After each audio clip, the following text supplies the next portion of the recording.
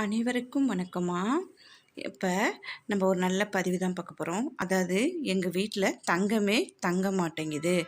எப்படினாலும் அந்த தங்கம் வாங்குகிற நகை அடகுக்கு தான் போகுது.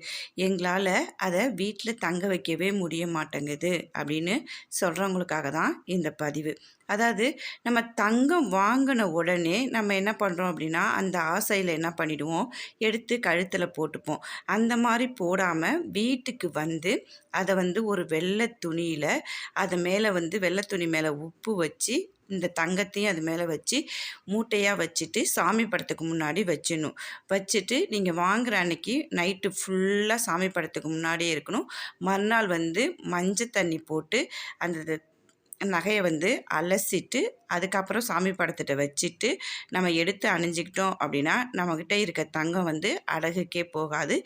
இது மாதிரி செஞ்சு உங்கள் எல்லாரும் நல்ல பலனடையணும்.